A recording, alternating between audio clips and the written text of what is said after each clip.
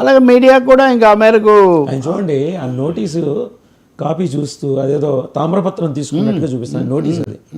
అంటే పబ్లిసిటీ దాంట్లో కూడా. అవును, చాలా విషయాల మీద కామెంట్ చేసిన ఆర్జీవి ఈ విషయం మీద ఏమీ బహిరంగంగా ఏం కామెంట్ చేయట్లేదు. ఎందుకు? తను నేరుగా కామెంట్ చేయకుండా ఇంత డ్రామాను నడిపించడానికి మటు కారకుడు అవుతున్నాడు. ఇదంతా వ్యూహం. ఓకే, ఇది రామ్ గోపాల్ వర్మ అంటేనే వ్యూహం, ప్రచార వ్యూహం. ఆ సినిమా రిలీజ్కి రాలేదు కానీ ఈ వ్యూహం అయితే నడుస్తుంది. ఈ వ్యూహం నడుస్తుంది. ఆ సినిమా అసలు సినిమాకు మూలమే ఓడిపోతున్నప్పుడు సినిమా ఇదయ్యే అవకాశం ఏమీ లేదు కదా. అందువల్ల అంబటి రాంబాబు గారు ఆయన పుష్ప 2 మీద ఎవడాపుతాడు రా చూస్తాను, ఎందుకంటే ఆయన ఎంత వైలెంట్గా రియాక్ట్ అయింది. ఇది వ్యూహం, ఇది రామ వ్యూహం, ఇది అంబటి రాంబాబు వ్యూహం. ఇది అసలు పుష్ప అనేవాడే తగ్గేదేలే అని చెప్పి హెచ్చరించి బెదిరించి నడిచేటటువంటి వాడు.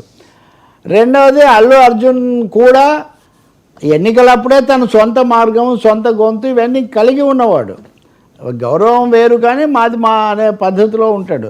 మరి అల్లు అర్జున్ ఇప్పుడు అన్సాలిసిటెడ్ రిప్రజెంటేటివ్స్ అని ఉంటారు చూడండి, అనాహ్వానిత అతిథులు అంటారు. అనాహ్వానిత ప్రాతినిధ్యంలో ఇప్పుడు ఈయన ఎవరేం ఆపుతారో చూద్దామని ఊరికినే లేనివి పూసుకొని లేని పెద్దరికం మీద వేసుకొని నన్ను బాలక అని సంబోధించకంటాడు. లేదు మాయబజార్లో అభిమన్యుడు ఎవరికి ఘటోద్గజుడితో ఇది వచ్చినప్పుడు అట్లాగే ఇప్పుడు రాంబాబు గారు ఓకే ఆయన ఇష్టమైంది కానీ లేని వ్యవహారమే అల్లు అర్జున్ ఆయన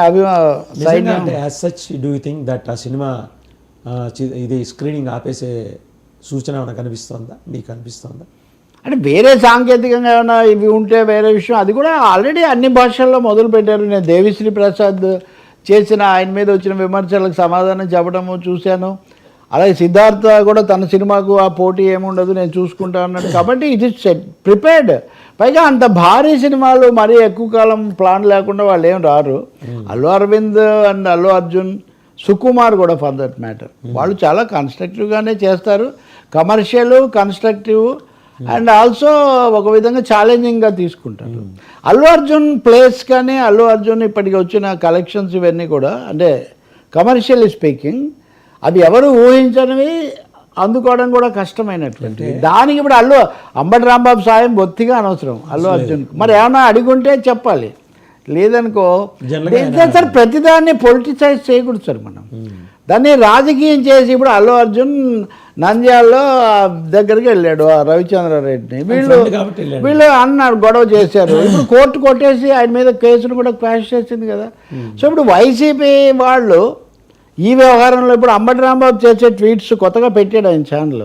ఇందులో అన్నీ కూడా వాళ్ళ తరఫున మాట్లాడిన సోషల్ మీడియా వాళ్ళ గురించి మాట్లాడుతున్నాడు. ఓకే మంచిదని ఇప్పుడు ఈయన కూడా కలుపుతున్నాడు. అంటే అల్లు అర్జున్ కూడా ఏదో తమ సైన్యంలో ఉన్నట్టు.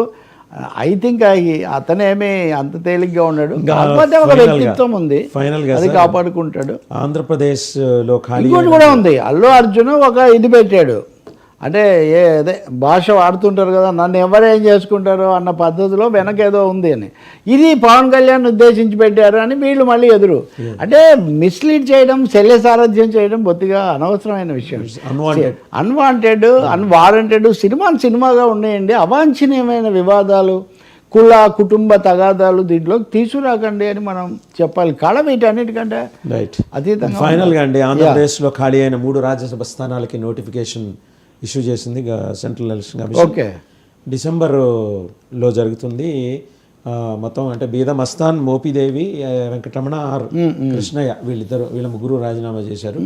సో నోటిఫికేషన్ పడింది కాబట్టి డిసెంబర్లో ఉంటుంది. అండ్ 20వ తారీఖు ఎన్నిక. 3 నుంచి 10 వరకు నామినేషన్లు. ఓకే, ఉపసంహరణ వచ్చేప్పటికి వెరీ నెక్స్ట్ డే